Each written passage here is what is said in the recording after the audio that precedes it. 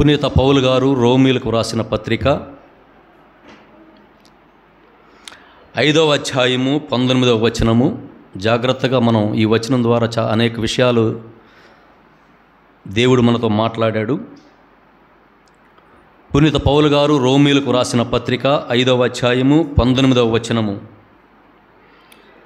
ఆ ఒక్క మానవుని అవిధేయత ఫలితముగా అనేకులు పాపాత్ములుగా చేయబడినట్లే ఈ ఒక్క మానవుని విధేయత ఫలితముగా అనేకులు నీతిమంతులగుదురు.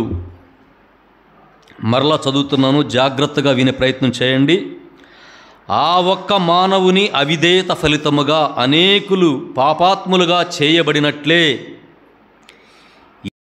అవిధేయత, ఈ యొక్క మానవుని విధేయత అనే రెండు మాటలు ఇక్కడ మాట్లాడినట్లుగా మనకు కనిపిస్తూ ఉన్నాయి.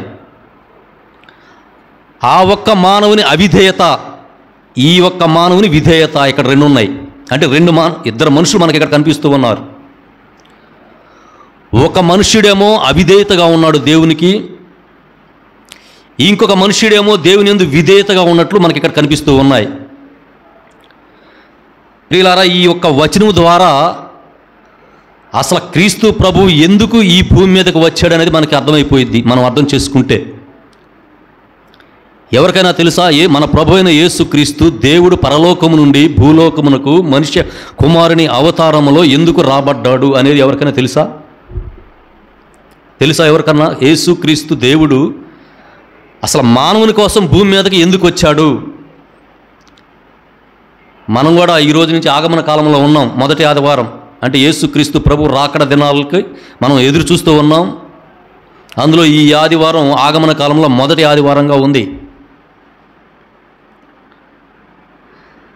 మరి యేసుక్రీస్తు ప్రభు మన కొరకు పరలోకము నుండి భూలోకానికి ఎందుకు వచ్చాడు అనేది మనం ఈ యొక్క వచనం ద్వారా అర్థం చేసుకునే ప్రయత్నం చేద్దాం.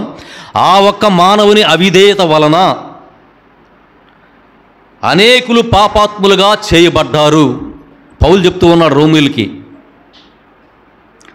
ఒక మనుష్యుని ద్వారా ఆ మనిషి దేవుని పట్ల అవిధేయత చూపించడం వల్ల మానవులందరూ పాపాత్ములుగా ఉన్నారు.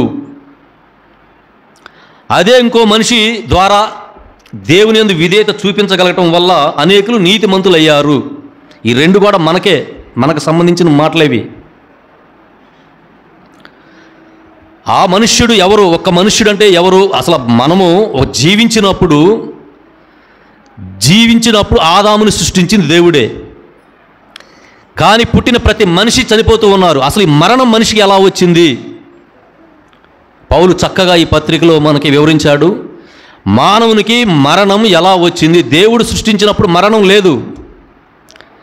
దేవుని యందు పరిపూర్ణంగా స్నేహభావంతో ఉంటాడని మనిషిని సృష్టిస్తే మనుషుని యొక్క అవిధేయత, ఈరోజు వచనం చెప్పినట్టు ఆ మానవుని యొక్క అవిధేయత, అంటే ఆ మానవుడు అంటే ఆదాము చేసిన యొక్క అవిధేయత వల్ల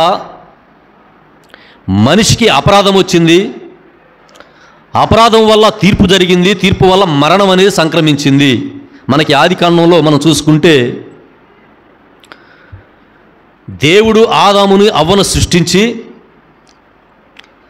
వారికి సర్వ హక్కులు కల్పించబడి ఒక్క పండును మాత్రం మీరు తినొద్దు, దీన్ని తింటే మీరు మరణాన్ని కొని తెచ్చుకుంటారని దేవుడు చెప్పినప్పుడు వారు దేవునికి అవిధేయత చూపించి దేవుని మాటను నిర్లక్ష్యం చేసి ఆ పండు తినడం వల్ల దేవుని యొక్క ఆగ్రహానికి గురై మరణం మానవుల్లోకి వచ్చింది. ఆదాము ద్వారా మరణం మానవుల్లోకి వచ్చింది.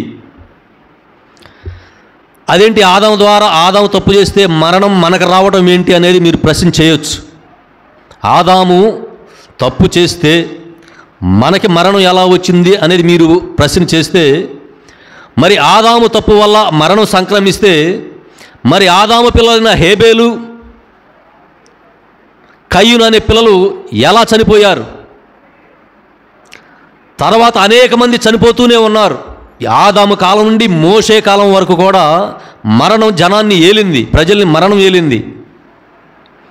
అప్పటికి ప్రజలకి తప్పెండో కూడా తెలియదు. దేవుడు తెలియపరచలా, ఇది చేస్తే తప్పు, ఇది చేస్తే ఒప్పు అనేది కూడా దేవుడు నిర్ణయించలా, మోషే కాలం వరకు కూడా నిర్ణయించలా. ఎప్పుడైతే దేవుడు మనకు ధర్మశాస్త్రాన్ని ఇచ్చాడో ఆ రోజు నుంచే ఇదిగో ఈ పని చేస్తే తప్పు అనేది మానవుడు గుర్తించగలిగాడు. అంతకుముందు తప్పేందో తెలియదు. వారు ఆదాము చేసిన అతిక్రమం వల్ల తద్వారా మరణాన్ని కొని తెచ్చుకొని మరణం ప్రజల మీద మానవుల మీద ఏలింది అనడానికి మనకి ఇదంతా ఆదికాండంలో కనిపిస్తూ ఉంది. మరి మానవుడు అవిధేయత చూపడం వల్ల మనకి మరణం వచ్చింది. మరి అదే మానవుడి ద్వారా మనం నీతిమంతులం అయ్యి మళ్ళా మనకి తిరిగి జీవం వచ్చింది. అది ఎవరి ద్వారా అంటే మన ప్రభు అయిన యేసుక్రీస్తు ద్వారా. అది ఎలాగా అనేది మనం ఆలోచన చేయగలిగితే, ఆదాముని అవ్వను సృష్టించిన కాలం నుంచి మరణం ఏలుతున్నప్పుడు అనేక మంది మానవులు అనేక రకాలుగా ధర్మశాస్త్రం ఇవ్వబడిన తర్వాత కూడా అనేక పాపాలు చేస్తూ వారి యొక్క అతిక్రమాలు పెరిగిపోయినప్పుడు చనిపోతూ ఉన్నారు. చనిపోయినప్పుడు దేవుడు ఆలోచన చేసి నేను సృష్టించిన మానవుడు చనిపోకూడదు, మరలా వీరికి జీవం ప్రసాదించాలని ఒక ఆలోచన చేసినప్పుడు, జీవం మళ్ళా రావాలంటే అప్పటికే ఉన్న మరణాన్ని జయించే వ్యక్తి ఒకడు ఉండాలి. అది మానవులకి సాధ్యం కాదు. కాబట్టి దేవుడే పరలోకం నుండి భూలోకానికి దిగివచ్చి మానవుని యొక్క పాపం కోసం బలియాగమై మరలా తిరిగి లేచినప్పుడు, యేసుక్రీస్తు ప్రభువు వారు మరణించి తిరిగి లేచినప్పుడు ఆటోమేటిక్గా మరణాన్ని జయించినట్లుగా మనకు కనిపిస్తూ ఉంది. తిరిగి లేచిన తర్వాత మరలా మరణం అనేది యేసుక్రీస్తుకి లేదు. ఆదాము ద్వారా ఏ విధంగా అయితే మరణం మనకు వచ్చిందో అదే విధంగా జీవం కూడా మన ప్రభువైన యేసుక్రీస్తు ద్వారా మనకి వచ్చింది అనేది ఈ వచనంలో పౌలు గారు మనకి వివరిస్తూ ఉన్నాడు.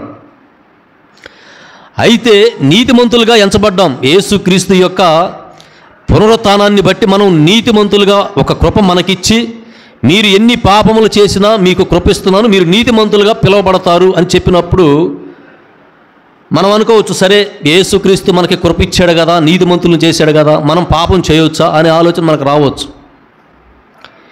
కానీ ఈ పాపాన్ని జయించింది మరణించడం వరకు. ఈ భౌతికంగా మనం భూమి మీద ఉన్నప్పుడు మరలా చనిపోయి లెగవటానికి యేసుక్రీస్తు మనకి ఆ కృప వరాన్ని మనకిచ్చాడు. అంటే పరిపూర్తిగా జీవం కలిగి ఉంటాం. చనిపోయిన తర్వాత మరలా మనం తిరిగి లేచి యేసుక్రీస్తు ప్రభువులాగే పరిపూర్ణమైన జీవంతో మనం కలిగి ఉంటాం. తర్వాత ఇక్కడ మనకి మరణం అనేది ఉండదు. యేసుక్రీస్తు ప్రభు వారు ఏ విధంగా అయితే మరణం లేకుండా పరలోకంలో ప్రభు పక్కన కూర్చుని ఉన్నాడో, అదేవిధంగా మనం కూడా మరణించిన తర్వాత మన ప్రభు అయిన యేసుక్రీస్తు లాగే మరలా మనం పునరుత్థానమై పరలోకంలో తండ్రి కుడి పక్కన కూర్చొని ఉంటాం. కానీ కొన్ని కండిషన్స్ ఇచ్చాడు ఇక్కడ. ఆ పరలోకంలో మీరు ఉండాలంటే ఇప్పటి వరకు మీ యొక్క చేసిన పాపాలని నేను క్షమించాను, ఇక్కడి నుంచి మీరు పాపములు చేయకుండా ఉండాలి అని మనకి ధర్మశాస్త్రంలో ఒక 10 ఆజ్ఞలు ఇవ్వబడ్డాయి. ఆజ్ఞలు పాటించి దేవుని మాట ప్రకారం జీవించే వాడికే పరలోక రాజ్యమని మనకి ఆజ్ఞలు ధర్మశాస్త్రంలో ఇవ్వబడ్డాయి. అయితే చాలామందికి మన ప్రభువు ఎందుకు వచ్చాడు భూమి మీద కంటే పాపాలు మోయటానికి వచ్చాడు కరెక్టే, కానీ ఆయన ఎందుకు రావాల్సి వచ్చింది అనే సత్యం చాలామందికి తెలియదు. ఆదాం ద్వారా మనకి మరణం వచ్చిందని, ఆ మరణం ద్వారా మానవులందరూ చనిపోతూ ఉన్నారని, ఆ మరణాన్ని శాసించే వ్యక్తి ఒకడు కావాలి. ఆ మరణం మళ్ళీ వెళ్ళిపోవాలంటే ఆ మరణాన్ని శాసించే ఒక వ్యక్తి ఉండాలి. ఆ వ్యక్తుల్లో మానవుల్లో ఎవరు దేవుడికి కనిపించలేదు. కాబట్టి దేవుని యందు మానవులందరూ పాపాత్ములుగా ఉన్నారు. కాబట్టి స్వయంగా ప్రభువైన దేవుడే భూమి మీదకి రావాల్సిన ఆవశ్యకత ఏర్పడిందనడానికి ఈ వచనం ద్వారా మనం అర్థం చేసుకోవాలి. అయితే మనకి కొన్ని కృపావరాలు ఇవ్వబడ్డాయి, కొన్ని ఆజ్ఞలు ఇవ్వబడ్డాయి, కొన్ని కట్టడలు ఇవ్వబడ్డాయి. ఇవన్నీ మనము సక్రమైన రీతిలో పాటించినప్పుడే మనకి ఆ పరలోక రాజ్యం అనేది మనకి ఉందనేది మనకు తెలుసు. అయితే గతమున అంటే ధర్మశాస్త్రం రాకముందు, మోషే కాలానికి ముందు ప్రజలు ఏ విధంగా బ్రతికినా, ఎలాంటి పాపములు చేసినా, ఎలాంటి తప్పులు చేసినా కూడా అవి పాపాలు తప్పులుగా దేవుడు పరిగణించాల. ఎప్పుడైతే మనకి ధర్మశాస్త్రం వచ్చిందో అప్పటి నుంచే తప్పుని తప్పుగా పరిగణించాడు దేవుడు. మరి మన యొక్క 10 ఆజ్ఞలలో మనము మొదటి ఆజ్ఞ ఎవరికైనా తెలిసేసి చెప్పండి. ఎవరైనా తెలుసా 10 ఆజ్ఞలలో మొదటి ఆజ్ఞ? మనకు దేవుడిచ్చిన 10 ఆజ్ఞలలో మొదటి ఆజ్ఞ ఎవరికన్నా తెలుసా? తెలియదంటారా మీకు ఎవరికి? మనకి దేవుడు ధర్మశాస్త్రం ద్వారా 10 ఆజ్ఞలు ఇచ్చాడు. సరే 10 ఆజ్ఞలు పక్కన పెట్టండి, మొట్టమొదటి ఆజ్ఞ ఏంటి?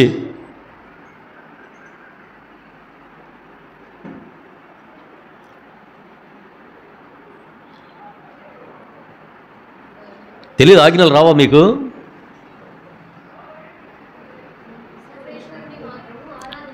అది పుస్తకం చూసి చదువుతున్నావు నువ్వు.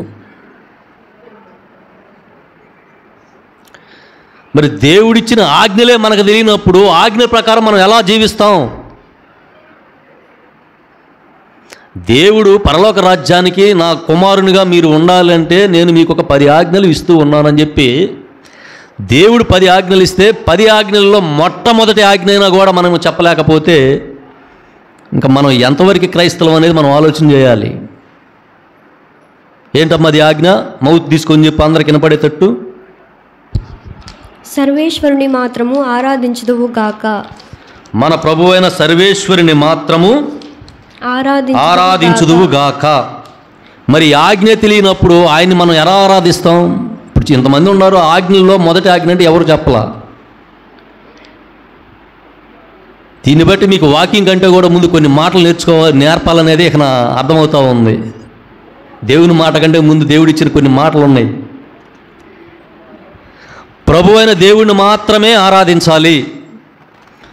రెండోది చదువు, ఒక్కొక్కటి చదువు. రెండో ఆజ్ఞ, సర్వేశ్వరుని నామము వ్యర్థముగా పలుకక యుందువు గాక. సర్వేశ్వరుని నామము వ్యర్థముగా అనవసరంగా పలకొద్దు. మూడోది, సర్వేశ్వరుని పండుగ దినములు పరిశుద్ధపరచుదువు గాక. సర్వేశ్వరుని పండుగ దినములు. పండుగ దినములు అంటే ఆదివారం కూడా పరిశుద్ధ దినంగా మనకు దేవుడిచ్చాడు. దీన్ని పరిశుద్ధపరచాలి. పరిశుద్ధపరచడాలంటే ఆ రోజు దేవుని మాత్రమే ఆరాధించాలి. 4, తల్లిదండ్రులను గౌరవించుదువు గాక. తల్లిదండ్రులను గౌరవించుదుము గాక. 5, నరహత్య చేయకుందువు గాక. నరహత్య చేయక ఉందువు గాక. 6, మోహ పాపములను చేయక యుందువు గాక. మోహ పాపములు. 7, దొంగలింపక యుందువు గాక. దొంగలింపక. 8, అబద్ధ సాక్ష్యము పలుకక యుందువు గాక. అబద్ధ సాక్ష్యం. 9, మోహ తలంపులను తలంపక యుందువు గాక. మోహ తలంపులను తలంపక యుందువు గాక.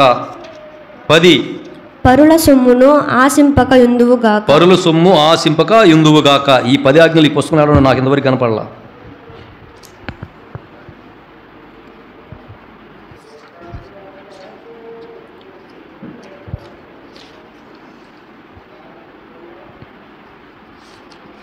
ఎన్నో పేజీలో ఉన్నాయి అమ్మవి? 21.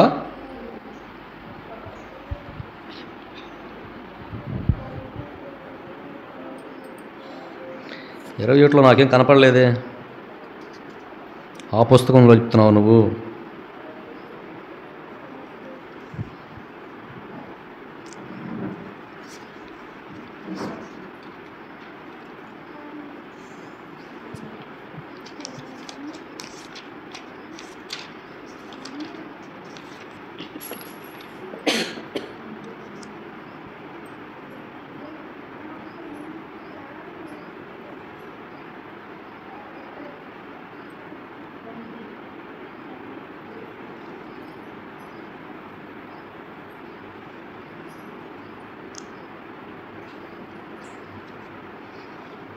ఏదో అసలు ఈ పుస్తకంలోనే లేవట్టుంది.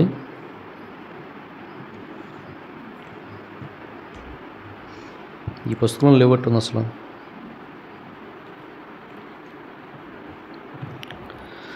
మనకి ధర్మశాస్త్రం ద్వారా మన ప్రభువైన దేవుడు మనకి 10 ఆజ్ఞలు ఇచ్చాడు. కానీ ఇవన్నీ మనం ఒకప్పుడు నేర్చుకున్న వాళ్ళమే, ఇవన్నీ చెప్పిన వాళ్ళమే. మళ్ళీ దేవుడి మీద భక్తి అయి మర్చిపోయినట్టున్నాం, ఎక్కువైపోయి భక్తి. నేను కూడా ఇంతకుముందు ఇవన్నీ చూడకుండా చెప్పేవాడిని. మొదటి ఆజ్ఞ, సర్వేశ్వరుని మాత్రము ఆరాధించాలి. సర్వేశ్వరుని ఎందుకు ఆరాధించాలనేది మనం మొన్న గురువారం చెప్పుకున్నాం. ఎంతమంది గుర్తుందో నాకు తెలియదు. దేవుని మనం ఎందుకు అనుసరించాలనే మాట కోసం మన గురువారం మనం దాదాపు ఒక 40 నిమిషాల మాట్లాడుకున్నాం. రెండవది, సర్వేశ్వరుని నామమున వ్యర్థముగా పలుకక ఇందువుగాక. 3, సర్వేశ్వరుని పండుగ దినములను పరిశుద్ధపరచుదువుగాక. తల్లిదండ్రులను గౌరవించుదువుగాక. నరహత్య చేయక ఇందువుగాక. మోహ తలంపులను చేయక ఇందువుగాక. దొంగిలింపక ఇందువుగాక. అబద్ధ సాక్ష్యము పలుకక ఇందువుగాక. మోహ తలంపులను తలంపక ఇందువుగాక. పరుల సొమ్ము ఆశింపక ఇందువుగాక. ఈ 10 ఆజ్ఞల్ని మనం తూచా తప్పకుండా పాటించాల్సిన అవసరం ఉంది. దేవుని మనం ఎందుకు ఆరాధించాలి, ఎందుకు అనుసరించాలి అనేది పోయినసారి మనం గురువారం చెప్పుకున్నాం. దాన్ని మళ్ళా చెప్పినా కూడా మనకి అంతగా బాగోదు కాబట్టి నేను దాని జోలికి వెళ్ళదలుచుకోవట్లేదు. కానీ ముఖ్యంగా 2 మాటలైతే మనం ఇక్కడ ఆలోచన చేయాలి. సర్వేశ్వరుని మనం అనుసరించడానికి గల కారణం ఆదాము ద్వారా, ఈరోజు మనం వాక్యంలో చెప్పుకున్నట్లుగా ఆదాము ద్వారా మనల్ని మరణం ఏ విధంగా ఏలిందో ఆ మరణాన్ని మన నుంచి తీసేసిన దేవుడు మన ప్రభు అయిన యేసుక్రీస్తు. ఈ ఒక్క మాట ద్వారా, అంటే మరణం తర్వాత మనకు మరలా తిరిగి జీవం ఉంది అనే మాటని మనం నమ్మి సర్వేశ్వరుని ఆరాధించాలి, అనుసరించాలి. రెండోది, సర్వేశ్వరు నామము వ్యర్థంగా పలుకుక ఇందువుగాక. కొంతమంది మనం ఇదిగో దేవుని మీద ఒట్టు ఏయో చెప్పుకుంటారు, దేవుడి మీద ఒట్లేస్తూ ఉంటారు. అలాంటి దేవుని యొక్క పేరుని అనవసరమైనగా ఈ ఒట్ల మీద మీరు పలకొద్దు అని మనం అర్థం చేసుకోవాలి. 3వది, సర్వేశ్వరుని యొక్క పండుగ దినములలో పరిశుద్ధపరచదువుగాక. పండుగ దినములు అంటే మనకు ఉన్నాయి. పరిశుద్ధ ఆదివారం కావచ్చు, పాస్కా పండుగ అంటే ఈస్టర్ పండుగ కావచ్చు, క్రిస్మస్ కావచ్చు, ఇలా కొన్ని పరిశుద్ధ పండుగ దినాలుగా మన శ్రీసభ మనకి ఇచ్చింది. ఆ పండుగ రోజులలో మనం పరిశుద్ధంగా ఆ రోజు దేవుని ఆరాధించడం కోసమే మనం ఆ రోజుని వినియోగించాలని 3వ ఆజ్ఞగా మనం దేవుడు చెప్తూ ఉన్నాడు. పోతే 4వది, తల్లిదండ్రులను గౌరవించాలి. అలాగే నరహత్య చేయక ఇందువుగాక. ఈ నరహత్య అనే కాడకు వస్తే చాలామంది ఈ ఆజ్ఞని మనం పాటిస్తూ ఉన్నాం. ఈ ఆజ్ఞ ప్రకారం మనం తప్పు చేయట్లేదు కాబట్టి ఈ ఆజ్ఞ మనకి వర్తించదు అనే ఆలోచన చాలామందికి వస్తుంది. నరహత్య అంటే ఒక మనిషి మనం ఎవరిని చంపట్లేదు కాబట్టి ఈ ఆజ్ఞ మనం నెరవేర్చాం, మనం ఎలాంటి తప్పు చేయలేదు కాబట్టి ఈ ఆజ్ఞను మనం పాటించామని కొంతమంది అనుకుంటూ ఉంటారు. ఇక్కడ నరహత్య అంటే మనిషిని చంపడమే కాదు, ఎదుటి మనిషిని దూషించి ఎదుటి మనిషిని బాధ పెట్టినా కూడా అది నరహత్యకే వస్తుంది, నరహత్య కిందకే వస్తుంది. కాబట్టి ఈ నరహత్య అనేది ఎదుటి మనుషులను కానీ సహోదరులను కానీ ప్రేమించే తత్వాన్ని మనం అలవాటు చేసుకోవాలి. అందుకే ప్రభు మత్తయి సువార్తలో ఎక్కడో ఒక మాట చెప్తాడు, మీరు ఏదైనా ఒక కానుక అర్పించేటప్పుడు నాకు నా బలిపీఠం దగ్గరకు వచ్చినప్పుడు ఆ కానుక నాకు అర్పించే ముందు మీరు ఎవరినైనా దూషించారా, ఎవరి సహోదరులతోటన్నా వ్యర్థంగా మాట్లాడారా, లేదా ఎవరినన్నా ఇబ్బంది పెట్టారా, ఎవరినన్నా బాధ పెట్టారా ఒకసారి ఆలోచన చేయండి. అలా దూషించినా అలా వ్యర్థంగా మాట్లాడినా ఆ కానుకని పక్కన పెట్టి మీరు ఎవరినైతే దూషించారో వారి దగ్గర పోయి క్షమాపణ అడిగి వారితో సఖ్యత పడి తర్వాత వచ్చి ఆ కానుకను స్వీకరిస్తే అప్పుడు నేను ఆ కానుకను స్వీకరిస్తానని చెప్పి దేవుడు మాట్లాడిన మాటలు మనకి మత్తయి సువార్తలో కనిపిస్తూ ఉన్నాయి. మనం కూడా ఈరోజు అనేక కానుకలు ఇస్తూ ఉంటాం. ప్రతి దేవాలయంలో అనేక మంది అనేక రకాలుగా కానుకలు ఇస్తూ ఉంటారు. కానీ ఆ కానుకలు ఇవ్వడానికి అర్హత ఏందో దేవుడు మనకు చెప్పాడు. ఆ కానుక ఇవ్వబడే ముందు మీరు ఎవరినైనా దూషించినా, తల్లిదండ్రులను గౌరవించకపోయినా, ఎవరినైనా బాధ పెట్టినా ముందు ఆ కానుక పక్కన పెట్టి ముందు వారితో సఖ్యత పడండి. సఖ్యత పడి తర్వాతే వచ్చి నాకు కానుక సమర్పిస్తే నేను ఆ కానుకను స్వీకరిస్తాను. దీన్ని బట్టి మనం ఆదివారం కానుకలు ఇస్తూ ఉంటాం, పండగలప్పుడు పలహారాలు తెస్తూ ఉంటాం. మరి ఈ కానుకల్ని మనం ఇచ్చే పలహారాలని దేవుడు స్వీకరిస్తాడని మనం ఇస్తాం.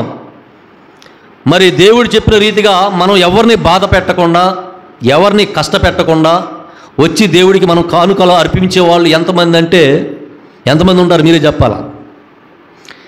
దేవునికి కానుక అర్పించే ప్రతి వ్యక్తి ఏదో ఒక తప్పు చేసి వచ్చే కానుక అర్పిస్తాడు. అలాంటి కానుకలు స్వీకరించనని దేవుడు చెప్పిన మాటగా మనకి వాక్యం మత్తయి సువార్తలో కనిపిస్తూ ఉంటాయి ఇవన్నీ. సో దీన్ని బట్టి మనం అర్థం చేసుకోవాల్సింది ఏంటంటే, దేవుడికి మనం ఏదైనా ఇచ్చే ముందు మనం ఇచ్చిన దాన్ని దేవుడు స్వీకరించాలంటే మనం ఎలాంటి పరివర్తన కలిగి ఉండాలనేదే యేసుక్రీస్తు చెప్పాడు. ఎలాంటి సహోదరుని ప్రేమించమన్నాడు, సహోదరుని వ్యర్థంగా పలకొద్దన్నాడు, సహోదరిని దూషించొద్దన్నాడు. ఇలాంటివన్నీ చేయకుండా ఉండే వ్యక్తి వచ్చి కానుక అర్పించితేనే తప్ప దేవుడు స్వీకరించడు అనే మాట మన ప్రభుని యేసుక్రీస్తు చెప్పిన సందర్భం మనకు కనిపిస్తూ ఉంది. అలాగే తల్లిదండ్రుల గురించి కూడా మనం ముఖ్యంగా మన కుటుంబాల్లో చూసుకోవాలి. అనేక మంది తల్లిదండ్రులు పిల్లల్ని కని పెంచి పెద్ద చేసినప్పుడు తల్లిదండ్రుల పట్ల అవిధేయత చూపిస్తూ కనపడుతూ ఉంటారు. దాని ఫలితంగా ఈరోజు వాళ్ళు ఏ విధంగా అయితే ప్రవర్తన చేస్తారో అదేవిధంగా వారి యొక్క కుమారులు వారి యొక్క కుమార్తెలు కూడా ఆ విధంగానే తయారవుతారనే ఇంగిత జ్ఞానం కూడా మనకు ఉండదు. ఇప్పుడు ఈరోజు మనం మన తల్లిదండ్రులు మనం చూసుకుంటే రేపు మన పిల్లలు మనల్ని అలా చూసుకుంటారు అనే విషయాన్ని మర్చిపోయి వీరు మాత్రం తల్లిదండ్రులను ప్రేమించరు, గౌరవించరు, అవమానపరుస్తూ ఉంటారు. మన పిల్లలు మాత్రం మనం బాగా చూసుకోవాలనే కోరికలు ప్రతి మానవుడు ఉంటాడు. దానికే ఈ 10 ఆజ్ఞల్లో దేవుడు చేర్చాడు. దేవుని తర్వాత మనకి తల్లిదండ్రులే మూలంగా మనకు కనిపిస్తూ ఉంటారు. ప్రతి వ్యక్తికి కూడా మొట్టమొదటిగా ప్రాధాన్యం దేవుడైతే రెండో మనిషిగా మనకి తల్లిదండ్రులు కనిపిస్తూ ఉంటారు. అలాంటి తల్లిదండ్రులు గౌరవించాలి అని మనకు దేవుడిచ్చిన 10 ఆజ్ఞలలో 4వ ఆజ్ఞగా మనకు కనిపిస్తూ ఉంది. పోతే మోహ పాపములు, మోహ తలంపులు, దొంగతనాలు, అబద్ధ సాక్ష్యములు, పరుల సొమ్ము ఆశించుట, ఇవన్నీ మన బ్రతుకుల్లో కనిపిస్తూనే ఉంటాయి. ఇవన్నీ ప్రతి ఒక్క మానవునిలో ఏదో ఒక ఆజ్ఞ మితిమీరుతూనే ఉంటాడు. ఒక మనిషి ఒక 9 ఆజ్ఞలను పాటించిన లాస్ట్లో ఒక ఆజ్ఞ అయినా సరే తీసివేస్తూ ఉంటాడు, తద్వారా పాపం తెచ్చుకుంటూనే ఉంటాడు. ఇలా మనిషి చేయలేకే పాపంలో పడినప్పుడు ఈరోజు మన యొక్క పట్టణంలో చెప్పుకున్నట్లుగా ఈ పాపాలని మన్నించడానికి ఒక మనిషి కావాలి కాబట్టి యేసుక్రీస్తు మనకి పంపించినట్లుగా మనకి వాక్యలేఖనం ఈరోజు మనం చదువుకున్న వాక్యలేఖనంలో మనకు కనిపిస్తూ ఉంది. యేసుక్రీస్తే మనకి దేవునికి మనకి మధ్య వారధిగా ఒక అడ్డుగోడగా ఉన్నాడు. పరలోక రాజ్యంలో దేవుని దర్శించాలంటే ముందు యేసుక్రీస్తునందు విశ్వాసం ఉంచాలి. ఆ విశ్వాసం ద్వారా మనం నీతిమంతులుగా ఏర్పరచబడతాం. ఆ నీతిమంతుల ద్వారా మనకి కృపావరాలు వస్తాయి. ఆ కృపావరం రాబట్టే ఈరోజు మంచి ఏంటి చెడేంటి అనే జ్ఞానాన్ని మనం పరిశీలించుకునే జ్ఞానం మనకుంది. మనకి పరిశుద్ధాత్మ దేవుడు మనకు చెప్తూ ఉంటాడు. మన మనసుకు తెలుసు తప్పేంటో ఒప్పేంటో దేవుడు ఎప్పుడు మనల్ని హెచ్చరిస్తూనే ఉంటాడు. కానీ పరిశుద్ధాత్ముని మనం ఎప్పుడైనా సరే పక్కన పెట్టి దేవునికి వ్యతిరేకంగా మనం వెళ్ళినప్పుడు ఖచ్చితంగా మనం పాపములు పడుతూనే ఉంటాం. కాబట్టి 10 ఆజ్ఞల ద్వారా మాత్రమే మనం దేవుణ్ణి విశ్వసించాలి, వీటిని పాటించాలి. అలాగే కొన్ని నియమాలు కూడా మనకి కట్టలు కూడా మన త్రిసభ మనకి ఇవ్వబడింది. ఏంటి త్రిసభ కట్టడలో మనకి 6 ఉన్నాయి. మొదటి కట్టడ చూసుకుంటే ఆదివారములలోనూ అప్పు పండగలలోనూ శరీర కష్టమైన పనులు చేయక నిండు పూజలో పాల్గొందువుగాక. ఆదివారములలోనూ అప్పు పండగలలోనూ శరీర కష్టమైన పనులు చేయక నిండు పూజలో పాల్గొందువుగాక. దీని అర్థమైంది మీరు చెప్పండి అమ్మా నాకు.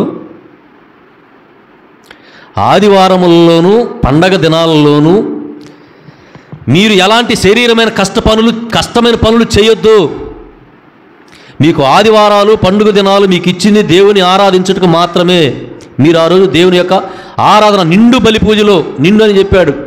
ఏదో పట్టణం చెప్పేటప్పుడు కొంతమంది వస్తూ ఉంటారు, అర్పం ఇచ్చేటప్పుడు కొంతమంది వస్తారు, సగంలో వచ్చిన వాళ్ళ సంగతి చెప్పలా. నిండు బలి పూజ అంటే మొట్టమొదటి మాట నుండి ఆఖరి మాట వరకు నిండు బలి పూజలో పాల్గొనాలనేది మొట్టమొదటి కట్టడ.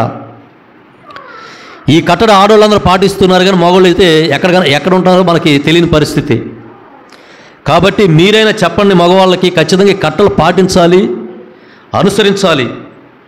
రెండోది వచ్చేసి మనం ఏడాదికి ఒక్కసారైనా పాప సంకీర్తనము చేయాలని మనకి కట్టడ చేసి ఉన్నారు మన త్రిసభ ద్వారా. పోయినసారి మనకి ప్రతి ఈస్టర్ పండుగకి ముందు మనకి పాప సంకీర్తనం అనేది ఇవ్వబడుతుంది. పోయినసారి ఎవరైనా చేశారా? మనకు వేడపల్లిలో పాప సంకీర్తనం చేశారు ఎవరన్నా? మీరు చేసినట్టు నేను చూశాను. ఇంకెవరన్నా చేశారా? నువ్వు చేసావు. సంవత్సరానికి ఒక్కసారైనా సరే పాప సంకీర్తనం చేయాలి అని చెప్పి దేవుడు మాట్లాడుతూ ఉన్నాడు. మాట్లాడాడు కాబట్టి శ్రీసభ మనకిచ్చింది ఈ కట్టడిని. కట్టడ అంటే ఇది కట్టడ అంతే, మనం పాటించాలి దీన్ని. అసలు పాప సంకీర్తనం అంటే ఏంటి? పాప సంకీర్తనం అంటే ఏంటి? మనం సంవత్సర కాలంలో మనం యొక్క చేసిన పాపాలని మన గురువు దగ్గర ఒప్పుకొని, గురువు మనకిచ్చే తలాంతు తీసుకొని దాని ప్రకారం జీవించాలి. ఆ క్షణమే మనకి ఆ పాపాలు మనల్ని విముక్తి కాబడతాం అనేది మనకి ఒక కట్టడి ఉంది. సంవత్సరానికి ఒక్కసారైనా ఆ పాపాలను మనం మన గురువు దగ్గర ఒప్పుకున్నప్పుడు ఆ సంవత్సరం రోజులు చేసిన పాపాలు మన నుంచి తొలగిపోతాయి. ఇక అక్కడి నుంచైనా సరే మనం తిరిగి మరలా పాపంలో పడకుండా జీవించాలని మనకి ఈ కట్టడ పెట్టారు. ఈ పాపంలో మనం మరణించామంటే ఖచ్చితంగా మనకి పరలోక రాజ్యంలో ప్రవేశం ఉండదు. కాబట్టి మనం చనిపోయేదాకా మనం వెయిట్ చేయకుండా ఎప్పుడో పరలోకానికి వెళ్తాం, ఎప్పుడో చనిపోతాం కదా, తర్వాత మారదాం, తర్వాత వెళ్దాం, తర్వాత చూద్దాం అనుకుంటే ఎవరి మరణం ఎవరి చేతుల్లో ఉండదు. ఏ క్షణం ఎవరు ఉంటారో ఎవరు పోతారో కూడా మనకు తెలియదు. కాబట్టి మనం బ్రతికున్నప్పుడే మన పాపాలని ఒప్పుకొని దేవుడి ముందు మనం జీవించగలిగితే ఎంతలో కొంత మేలుగా మనం ఆశీర్వదించబడతాం.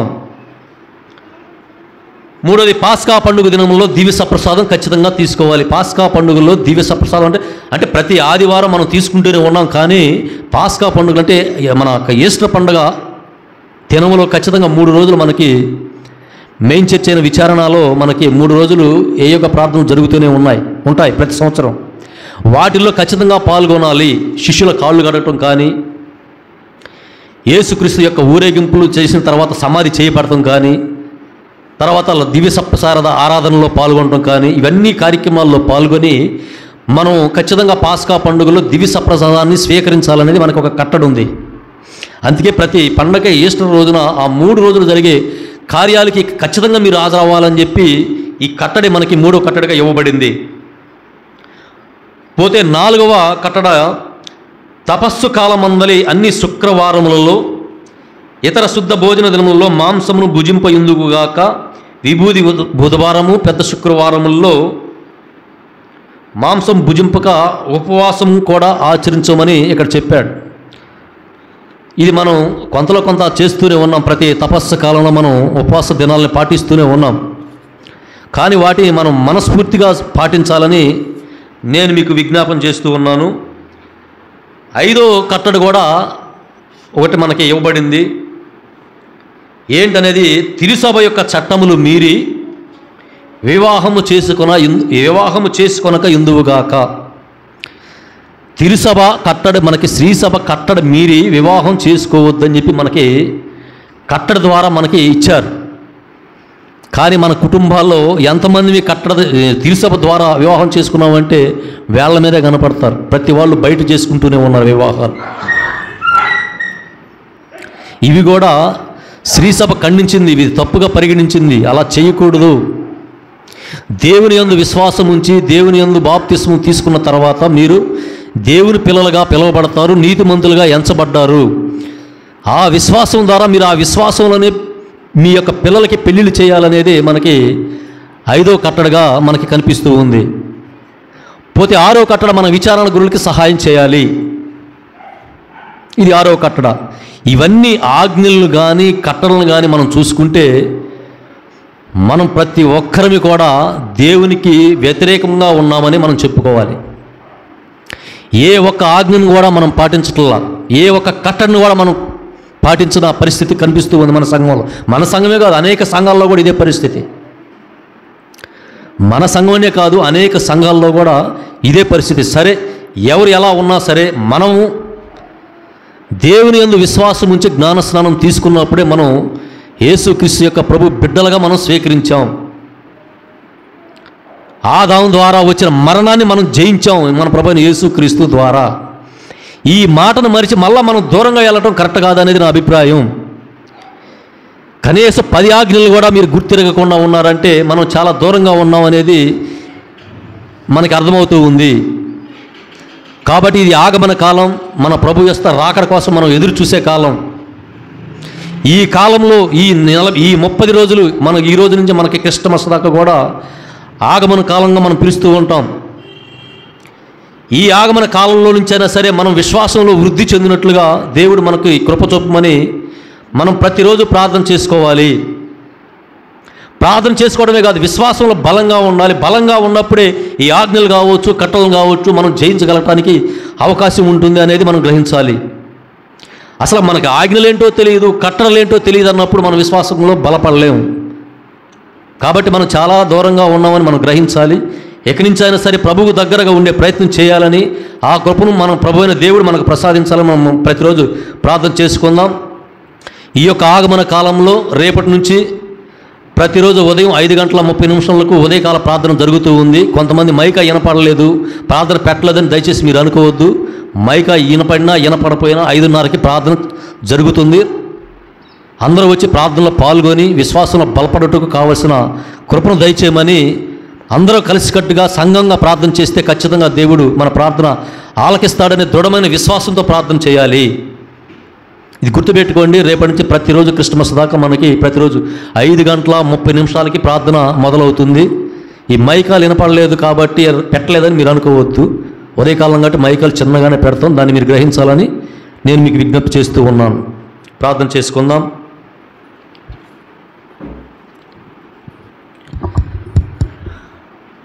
పరలోకమందున్న మా తండ్రి, మీ నామం పూజింపబడునుగాక, మీ రాజ్యము వచ్చునుగాక, మీ చిత్తము పరలోకమందు నెరవేరినట్లు భూలోకమందు నెరవేరునుగాక.